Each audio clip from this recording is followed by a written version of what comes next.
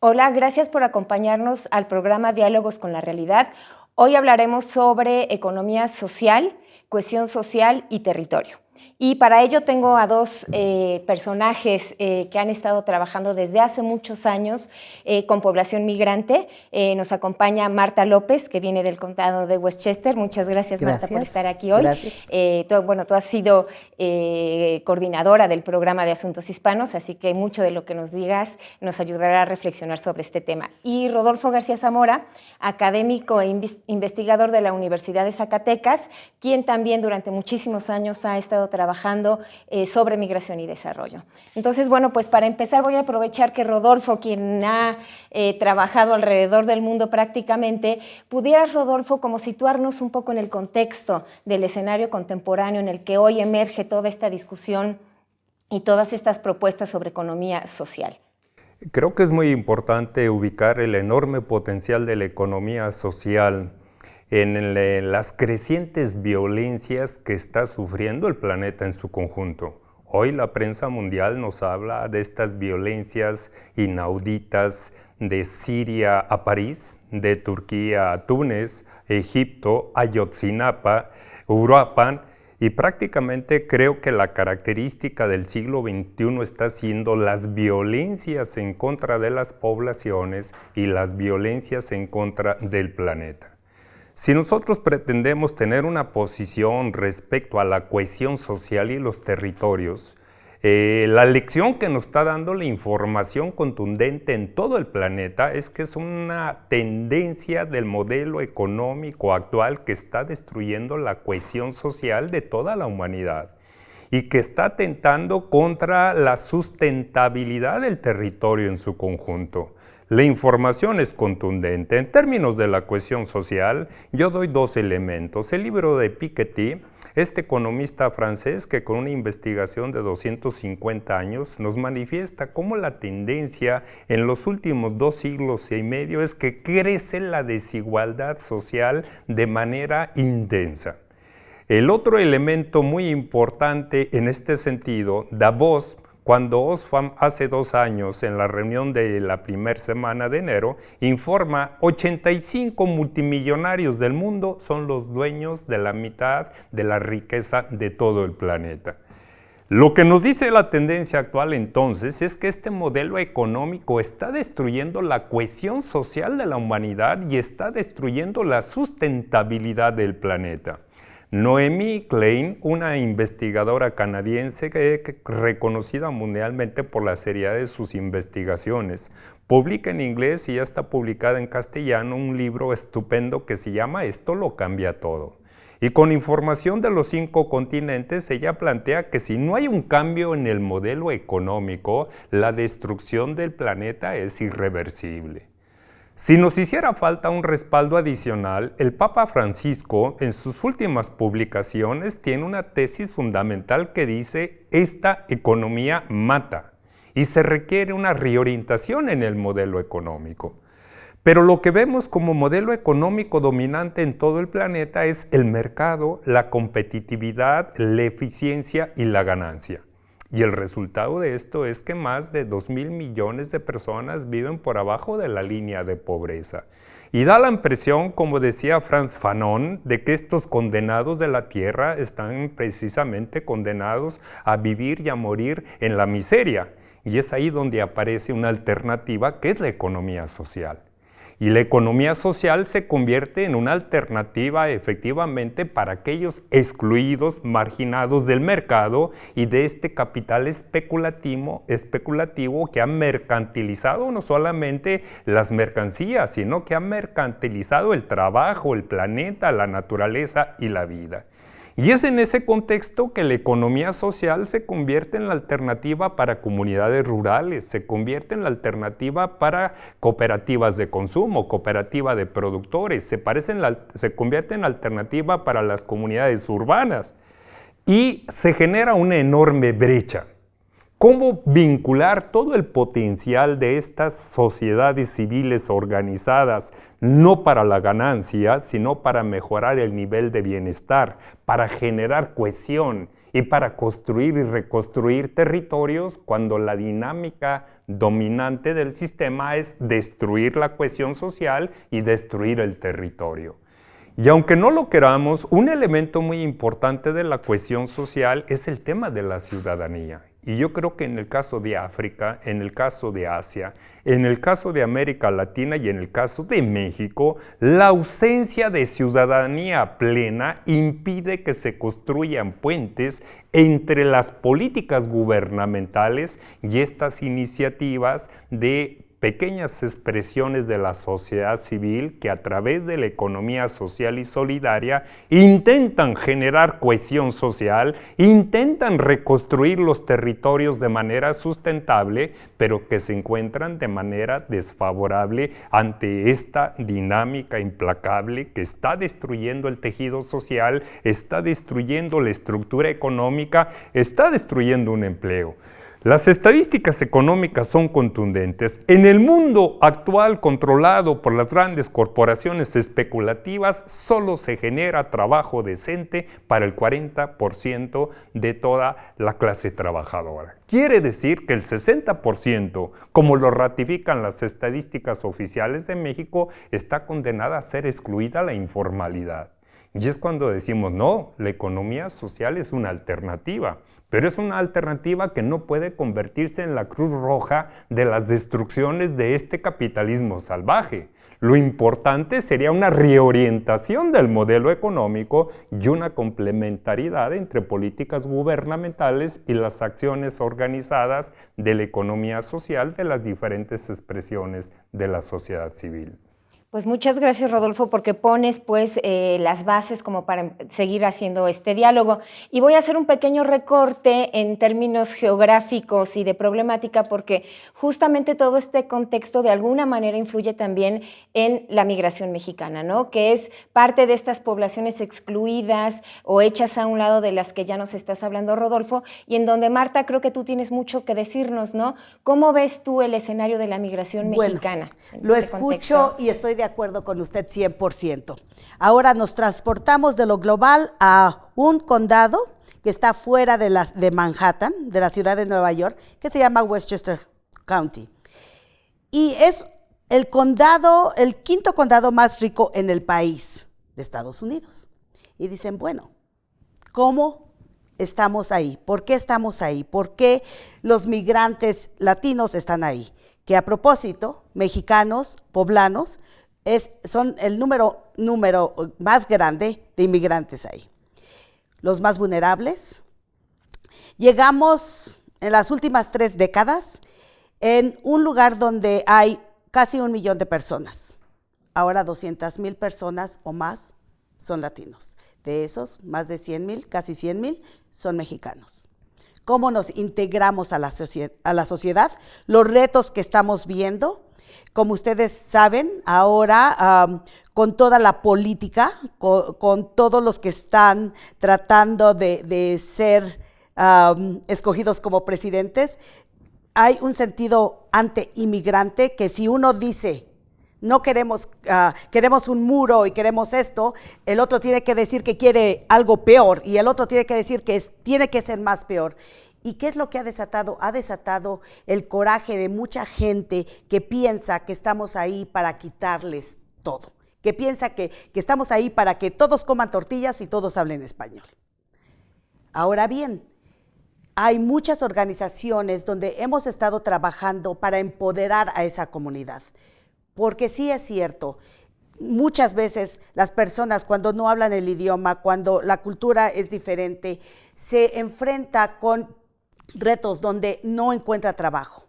Si no tienen documentos, es todavía peor. Y tú te has dado cuenta, hay tanta gente que toma ventaja. ¿Cómo toma ventaja? Que utiliza personas y no les pagan. Estas personas, al no estar documentadas, no se quejan. Entonces, tenemos personas que están ahora hasta viviendo en la calle, personas que están durmiendo en los panteones, porque en los panteones no los buscan, ¿sí? Y que usan los comedores públicos para venir a comer. Como inmigrante, yo que llegué a Estados Unidos hace 42 años, me he dado cuenta que una de las herramientas más importantes es organizarnos. Porque cuando nos organizamos y cuando traemos la información, y hablaba del puente que existe, y casualmente con la administración previa que teníamos ese puente que ataba toda la información, la traía y creaba programas para toda esta comunidad. Llega una nueva administración y dice, no necesitamos eso. ¿Okay?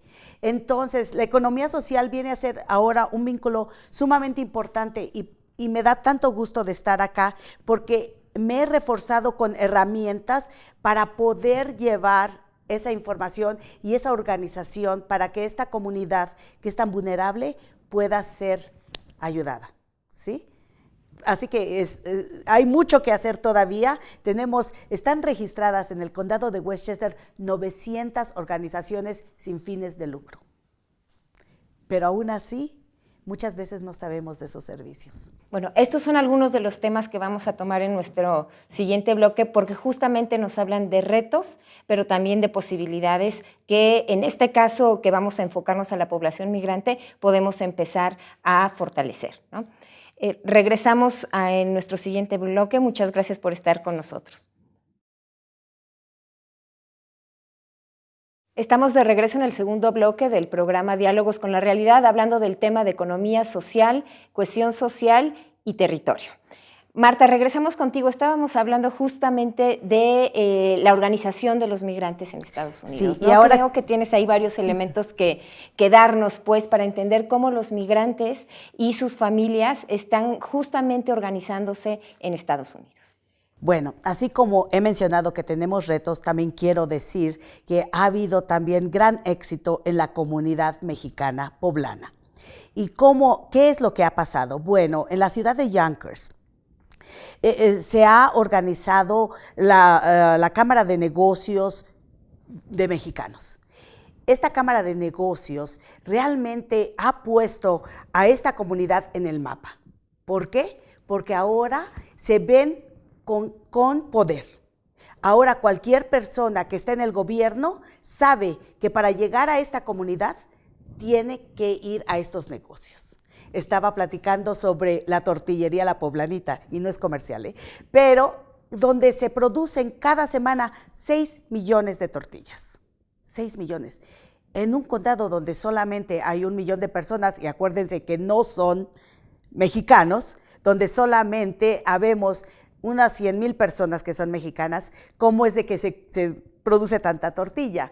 Bueno, el caso es de que ahora cuando la comunidad latina crece y la comunidad poblana crece y se integra y produce, y el poder adquisitivo de esta comunidad da peso a todas aquellas entidades que dicen, un momento, si queremos ser elegidos para una posición tenemos que ir a hablar con ellos. ¿Por qué? Porque si yo voy a comprar a esa tienda es porque tengo confianza, ¿sí? Y esta organización que se ha formado es por personas que su interés propio es asegurarse de que existan esos programas. Ahora cuando voy y hablo con comerciantes y me dicen, nosotros tenemos la puerta abierta para ir a hablar con el alcalde o con un legislador, es ahí donde va a haber poder. Mientras y cuando no nos organicemos y no sepamos de programas, vamos a estar en la oscuridad. Y por eso es importante la organización como comunidad. Esto que dices voy a retomarlo, Marta, porque me parece que da pie también a una reflexión en la que nos puede ayudar Rodolfo. Justamente la organización, es decir, la economía social, decías Rodolfo, no puede ser la Cruz Roja del modelo económico actual, ¿no? Se requiere de una transformación en donde también la dimensión política es fundamental, ¿no? La participación de la población, pero la dimensión política. Y en este sentido, Rodolfo, quiero preguntarte, ¿cómo podemos mirar toda esta discusión que en la década de los 80 se dio sobre migración y desarrollo y en donde se hablaba de la migración justamente como un elemento que potenciaba ese desarrollo tanto en comunidades de origen como de destino? Yo quiero reiniciar nuevamente con la imagen planetaria de lo que ha representado la muerte de varios niños en las costas de Turquía y que vinieron a estremecer, yo digo hipócritamente, al mundo, porque la muerte de los migrantes no es reciente. Llevamos 40 años de miles de muertes de niños y de migrantes en todos los océanos y en todas las fronteras del mundo. Pero fue tan globalmente difundida la imagen del niño Alian, que había fallecido junto con su madre y su hermano, que impactó, y que en el Facebook fueron 4 millones, que en menos de 3 horas se difundió la imagen. Y la pregunta es, ¿qué está pasando en Medio Oriente y en Europa que la gente tiene que salir y morir de esa manera? Estamos hablando que en este año han salido de Medio Oriente 600,000 personas. Y entonces la opinión pública se pregunta, ¿por qué la gente tiene que abandonar su territorio? Pues por la ausencia de la cohesión social, porque no hay las condiciones mínimas para ganarse la vida, para poder salvar la integridad de ella y su familia, y porque están destruyendo el territorio. Y no se nos olvide que Occidente tiene 1000 años invadiendo Medio Oriente, destruyendo su cohesión social y destruyendo su territorio. Porque de repente parece que la izquierda islámica y los talibanes son un engendro del demonio. No, son un resultado directo de este modelo económico que desde las cruzadas han estado invadiendo, agrediendo, destruyendo el territorio y destruyendo la cohesión social. Y yo creo que eso es muy importante para entender lo que está pasando. Y yo recomiendo el libro de Saskia Sassen, esta investigadora holandesa argentina, que se llama Expulsiones, y que dice, para entender por qué hay 1.000 millones de migrantes actualmente en el mundo, 250 millones de migrantes internacionales, 750 de migrantes internos, es esta lógica de la destrucción de los territorios como resultado de los megaproyectos y como resultado de la expropiación de los recursos naturales de todo tipo. Y volvemos al tema de la crisis civilizatoria. Hoy el mundo está al borde de la destrucción porque se juntó la crisis económica, crisis financiera, crisis alimentaria, crisis energética y crisis ambiental.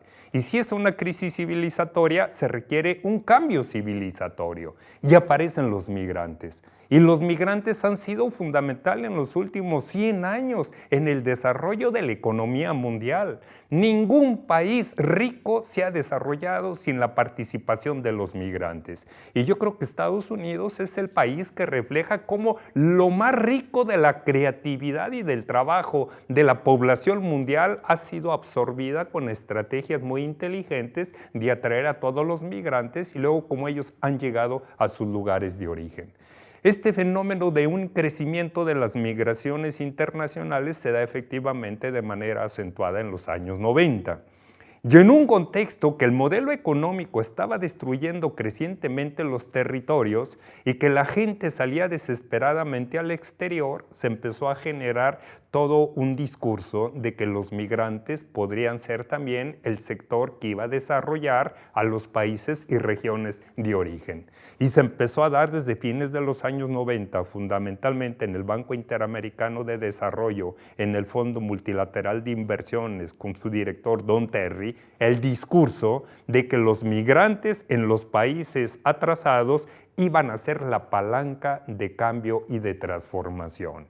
Y empezó a manejarse de manera muy manipuladora el hecho de que las remesas era un río de oro en América Latina, en Centroamérica y México, y que ya no hacía falta políticas públicas, ni siquiera ayuda internacional, porque las remesas por sí mismas iban a generar el desarrollo en esos países atrasados. Hay que recordar desafortunadas aseveraciones del presidente Fox que decía que se vayan todos, pero que manden remesas para que se inviertan, con una enorme ignorancia de lo que son las remesas. Lo mismo decía el presidente Saca en El Salvador, que era un locutor deportivo, que se vayan todos los salvadoreños y que sigan mandando remesas.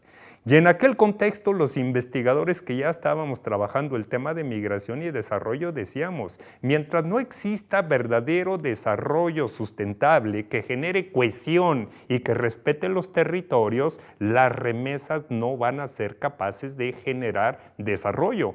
Y anunciábamos, cuidado, porque la economía capitalista se mueve en ciclos económicos. Y cuando venga la crisis, se va a caer las remesas y no va a haber alternativa ni de desarrollo, ni de empleo, ni de funcionamiento de las economías nacionales.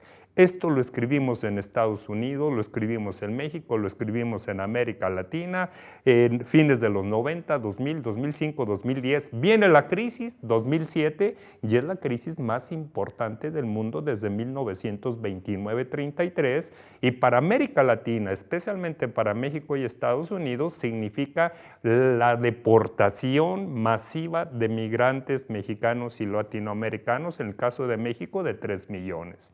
Y entonces se vino abajo esa falsa explicación de que la migración y las remesas iban a ser la palanca del desarrollo. Y entonces la lección nos dice, se requieren otro tipo de política económica post-keynesiana. Una política económica donde el Estado a nivel planetario asuma la responsabilidad de generar una gobernanza sustentable, equitativa para el conjunto del planeta y para el conjunto de la humanidad. Pero esto se expresa a nivel nacional, y entonces a nivel nacional, en Origen y el Destino, tenemos que ver qué papel cumplen los migrantes. Se nos está diciendo esta experiencia cómo los mexicanos y poblanos empiezan a tener cierto empoderamiento en este condado cercano a la ciudad de Nueva York. Es un avance, pero no basta con hablar. Yo creo que el empoderamiento se manifiesta en incidir realmente en el diseño y aplicación de políticas públicas en beneficio de las comunidades. Y lo que vemos que a nivel planetario, los migrantes fundamentalmente se siguen viendo como si fueran cajeros automáticos, solo para generar remesas, pero que no propongan, que no exijan y que se subordinen a los diferentes proyectos. Me da tristeza que en el caso de Estados Unidos tenemos 12 millones de mexicanos, la mitad de ellos indocumentados, y no tenemos un solo congresista a nivel federal. Esto nos habla de la ausencia de empoderamiento. Y en el caso de México, los migrantes son la fuente más importante de generación de divisas este año, 23.200 millones de dólares por encima del petróleo. Y no existe la voluntad política del gobierno mexicano de generar verdaderas políticas de desarrollo y migración que permitan ejercer el derecho a no emigrar. Nos ha tocado participar en todos los foros globales mundiales de migración y desarrollo, hasta el último en Estambul hace un mes. Y el reclamo de las organizaciones migrantes de todo el mundo es retomar lo que ya es un acuerdo de la reunión de alto nivel de la primera semana de noviembre en las Naciones Unidas. Se requieren verdaderas políticas de desarrollo que permitan que los proyectos sociales, los proyectos productivos y la organización de los migrantes se materialicen en fortalecer el tejido económico, el tejido social, el tejido territorial, y que a mediano plazo la inmigración sea una alternativa y no una necesidad como sucede hasta ahora. Yo creo que el elemento organización es el elemento definitivo, porque si seguimos teniendo esta enorme potencialidad de los 12 millones de mexicanos desorganizados, estamos perdiendo también la oportunidad de que la economía social sea una alternativa para resolver los problemas estructurales que obligaron a que estas personas, 11 millones de mexicanos, abandonaron México entre fines de los años 70 y el 2007. Así. Gracias, Rodolfo. Pues violencia, desigualdad, expulsión, corrupción, impunidad, falta de políticas públicas integrales. Hay muchos retos y hay mucho sobre lo que trabajar. Marta, yo quisiera que en este espacio pequeño, local, en el que tú estás trabajando, pudieras compartirnos cuál es la apuesta, cómo miran a la población migrante mexicana, además en un contexto en Estados Unidos donde justamente ya lo decías, electoral ahora, en donde encontramos pues una fuerte ola de discriminación hacia la población mexicana particularmente. Bueno, yo soy una de esas personas, mis padres que se fueron en los 70s, bueno, mi padre en los 60s, mi madre en los 70s, y lo escucho y estoy lista para doblarme las mangas y decir, vamos a empezar. Lo hemos estado haciendo por 40 años. Y se nos mira, sí, se nos mira como unos bultos, que no somos pensantes, que no podemos hacer nada. Sin embargo, hemos establecido esas colonias que se habían ido hasta abajo y que ahora la economía social, por el trabajo que han aportado, han estado subiendo. Sin embargo, no tenemos esas posiciones políticas donde podamos decir, aquí este es el problema y esta es la solución. ¿Por qué? Porque no nos hemos organizado y pienso que ahora más que nunca, y creo que viendo el sentimiento anti-inmigrante que está existiendo ahora, pienso que está desatando la inquietud de personas diciendo, suficiente, esto es suficiente, tenemos poder. Y eso es lo que les decimos a las personas, tenemos poder, pero no tenemos poder si no hablamos, si no nos organizamos. Y lo hemos estado haciendo por 40 años y sin embargo, yo soy una de esas personas que digo, ¿por qué no tenemos personas en el gobierno? ¿Por qué? Porque muchas veces nuestra cultura, venimos de una cultura donde pensamos, no, el cambio tal vez no existe. Y sí existe si estamos organizados. Así es de que hoy tomo responsabilidad sobre lo que usted ha dicho y espero que la próxima vez que podamos estar juntos digamos, ¿sabe qué? No tenemos una persona, pero tenemos 3 o 4. Y en este sentido, Marta, ¿el gobierno de Westchester tiene algún tipo de programas, políticas que esté tratando de construir con la población migrante mexicana? Sobre todo te lo pregunto porque muchos de los migrantes mexicanos en Westchester son empresarios, ¿no? Como decías, ¿no? Sí. Y que contribuyen económicamente a pues, la dinámica local del condado. Bueno, era la directora de Asuntos Hispanos con el condado de Westchester. Viene el gobierno republicano y dice, realmente no necesitamos. Entonces, existe esa mentalidad de decir, a mí nadie me ayudó. Yo pude subir a donde estoy, pero no es así tan simple de decirlo.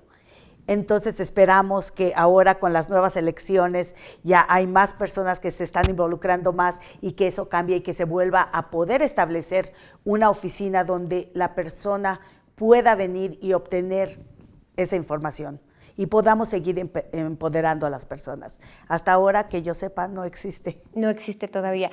Y desde tu propia experiencia, ¿dónde habría que empezar un poco este trabajo, ¿no? Como política o como funcionario público? ¿Cómo tendría que ser esta vinculación con la población migrante? Bueno, lo que hemos empezado a hacer en los últimos meses es de que nos hemos estado organizando para asegurarnos que todas aquellas personas que votan sean las que traigan toda la información del que no puede votar. Porque como inmigrante nos duele ver que no hay organización. Entonces, ¿qué estamos haciendo? Nos estamos organizando. Sí, tal vez no somos esos grandes números de los que se habla, pero tiene que empezar. Y eso sí me da gusto, hay muchos jóvenes. Casualmente hay un muchacho de aquí de la Ibero que ahora está en Holanda que terminó su maestría y que está muy enfocado en la migración. Entonces son estos jóvenes, yo pienso que nosotros como pioneros estamos en la lucha, pero esta juventud, los jóvenes que ahora están viendo la necesidad, especialmente de los soñadores, de estos niños que no tienen culpa de haber llegado, están diciendo, ¿sabes qué? Tal vez ustedes no sientan que es una gran necesidad, pero ahora nosotros lo sentimos. Y casualmente una de las jóvenes que marchó, que es una persona fuerte, se ha traído a una gran organización, han marchado desde Miami hasta Washington, ahora está ella en el condado de Westchester y nos hemos reunido con ella para que traiga toda esta juventud, porque ahí es donde nosotros vamos a tener poder. Y acuérdate que estos jóvenes ya vienen con otra mentalidad. Tal vez nosotros como nuevos migrantes sentíamos un poco de timidez, de miedo, y vienen estos jóvenes y dicen, no, a mí me toca también este pedacito de pastel. Y es por eso que va a haber un cambio. Espero que sea un cambio rápido, aunque a veces pienso, nos va a llevar un poco más de tiempo, pero vamos en el camino que debemos ir. Gracias, Marta. Bueno, vamos a regresar en un momento, vamos a retomar justamente esto que estás planteando con respecto a la juventud migrante, que creo que también ahí hay una clave importante en esta idea que estamos tratando de articular aquí de economía social, cohesión social y territorio. Entonces, bueno, regresamos en un momento. Muchas gracias por acompañarnos. Regresamos a nuestro programa Diálogos con la Realidad, abordando el tema economía social, cohesión social y territorio. Marta, estábamos platicando sobre los jóvenes migrantes, que justamente ahora les toca un contexto totalmente diferente al que le tocaron a las generaciones de los 60, los 80 e incluso los 90, ¿no? Rodolfo ya nos fue dibujando alguna de estas condiciones en donde destaca pues la violencia, ¿no? Como uno de los elementos más importantes de las migraciones contemporáneas y por supuesto las políticas restrictivas, ¿no? ¿Qué está pasando con los jóvenes ahora en Estados Unidos? Bueno, casualmente te había mencionado que hay una jovencita que ha realmente levantado una gran emoción entre todos, no solamente ella, claro, pero todos estos jóvenes que no se les había dado la oportunidad de poder dar más, ¿verdad? Son los jóvenes que vivían en la oscuridad, no podían trabajar o manejar o estudiar, y te pones a pensar de toda esta juventud que tiene tanto poder y sin embargo no darles esa oportunidad. Se destapa esta inquietud, se organizan y empiezan entonces a ver charlas de qué se puede hacer. Ya no estamos hablando de esas personas que dicen tenemos que cerrar ya la frontera y los tenemos que regresar, porque eso es imposible, eso no va a pasar. 11 millones de personas no van a regresarse, ¿ok? ¿Y qué es lo que hacen? Al organizarse, empiezan a organizarse con los diferentes partidos que tienen poder. Y es por eso donde se da la ley ejecutiva para que se les dé el permiso de poder trabajar y de poder estudiar, etcétera. Eso a mí me tiene muy emocionada. ¿Por qué? Porque vemos que sí es posible que haya un cambio. Cuando yo he estado luchando por 40 años y que a veces sentimos que damos un pasito adelante y damos 3 abajo, nos trauma. Pero cuando vemos que estos jóvenes tienen el potencial y que se han dado a notar, entonces la comunidad está diciendo ahora más que nunca. Nosotros registramos a personas que se hacen ciudadanos cada mes, tal vez como unas 100 personas en el condado. Entonces, estas personas lo primero que dicen, lo vamos a hacer porque nuestro voto cuenta, ¿verdad? Y es la primera vez que lo veo a esta magnitud.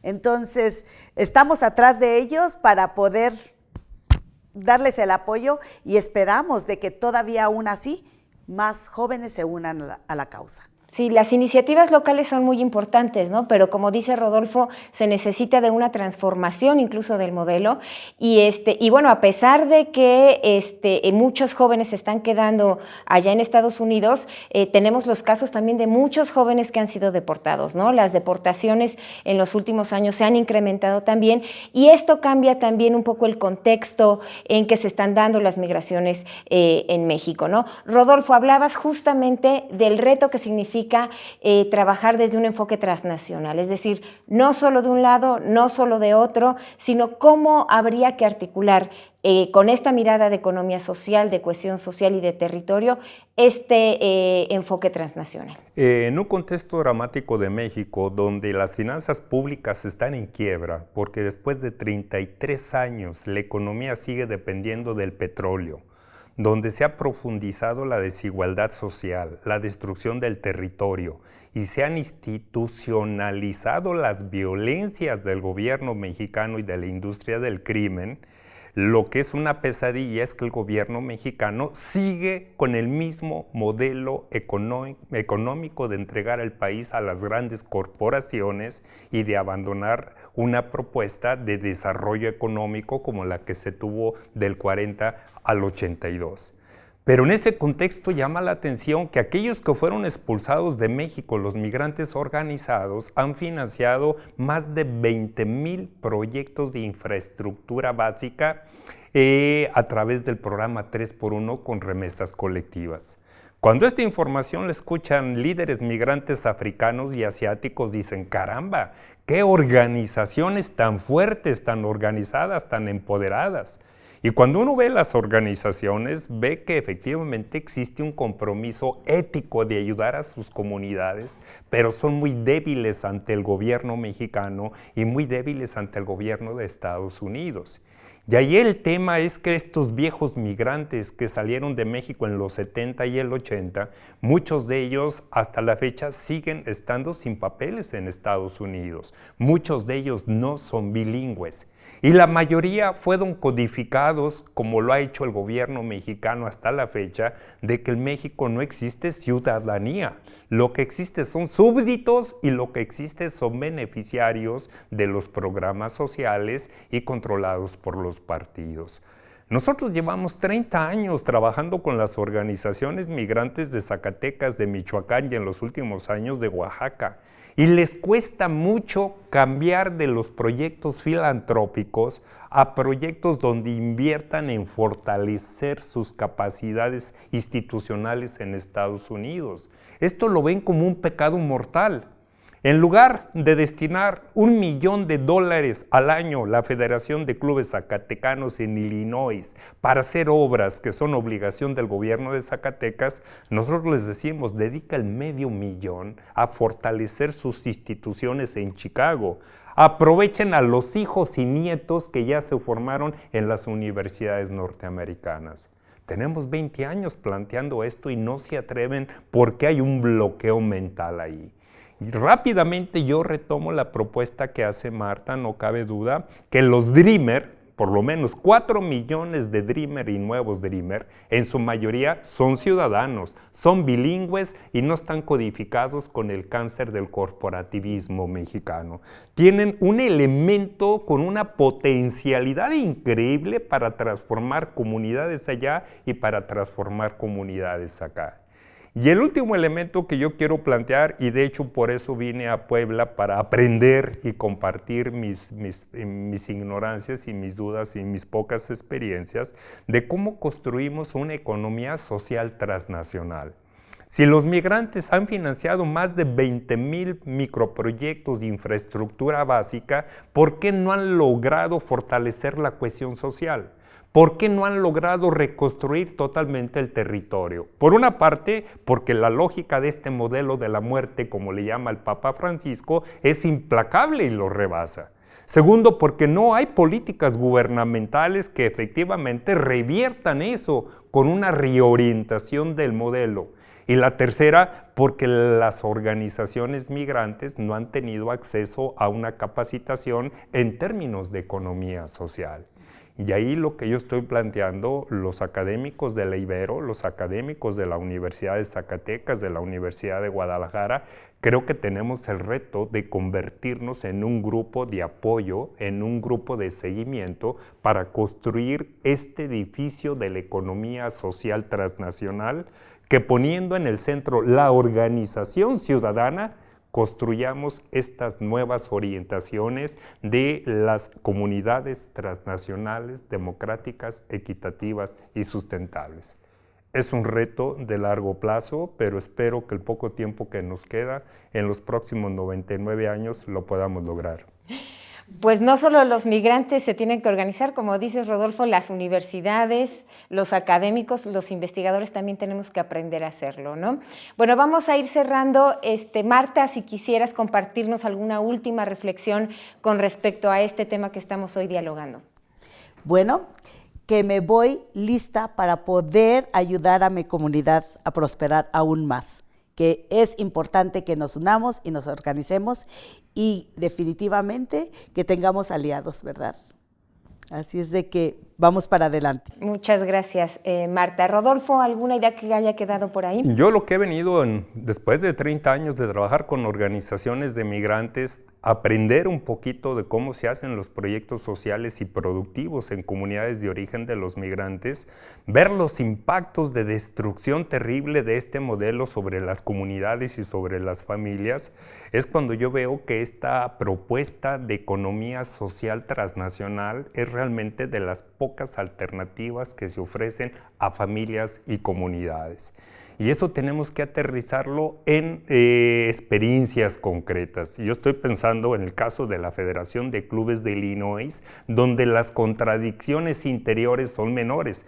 No hemos hablado de contradicciones en las comunidades migrantes, y como en todas las comunidades hay contradicciones sociales y políticas. Hay 14 federaciones, pero yo creo que donde existen condiciones de madurez, de respeto y de avance democrático son en la Federación de Illinois, donde nosotros podemos tratar de ayudar a avanzar hacia esta estrategia de economía social transnacional en origen y el destino. Y tendremos que aumentar mucho la capacidad organizativa para que tengan realmente capacidad de incidencia en el condado, en el estado de Illinois y a nivel nacional, pero para que tengan también capacidad de incidir en las políticas públicas en sus municipios, en Zacatecas y en México. Y es en ese sentido que lo que yo quiero compartir con la Ibero Puebla es que si pudiéramos coordinar ese esfuerzo conjunto. En Nueva York conocemos colegas de las universidades de Nueva York que han estado trabajando con poblanos y que seguramente ustedes los conocen. Podría ser un primer proyecto. Puebla tendría efectivamente ese otro proyecto y nosotros podíamos coordinar el esfuerzo con esta Federación de los Clubes de Illinois, donde en los últimos 20 años hemos estado trabajando permanentemente en origen y en destino. Nos falta tiempo, efectivamente, pero el reto es cómo integramos a esta juventud de allá y de acá, cuando el sistema no le está dando opciones. Dicen, esta juventud es una juventud que no es seria. No, el sistema no le está dando un proyecto de futuro. Y yo creo que la economía social transnacional nos permite integrar a jóvenes que ayuden a construir un proyecto comunitario distinto y se construyan una alternativa de vida diferente, decorosa, sustentable y construyendo un futuro alternativo para todas las comunidades a las cuales ellos pertenecen. Pues no me queda más que agradecerles. Creo que la experiencia que cada uno tiene en los lugares donde están trabajando, Rodolfo, creo que tu participación que has combinado siempre en el activismo político, como profesor investigador, siempre muy generoso con tus estudiantes, que de alguna manera hemos construido ahí algunos vínculos que hay que reforzar. Creo que pues nos permiten tener aquí en esta mesa y en este espacio toda esta experiencia que has ido acumulando. Y Marta, bueno, pues también tu propia experiencia como migrante, el trabajo por el que siempre has luchado en un espacio muy específico en Westchester, también nos abre pues al aprendizaje de todo lo que está sucediendo de aquel lado, ¿no? Pues muchas gracias a ambos, gracias al auditorio por acompañarnos. Terminamos este capítulo de nuestro programa Diálogos con la Realidad, en donde abordamos el tema de economía social, cohesión social y territorio. Muchas gracias.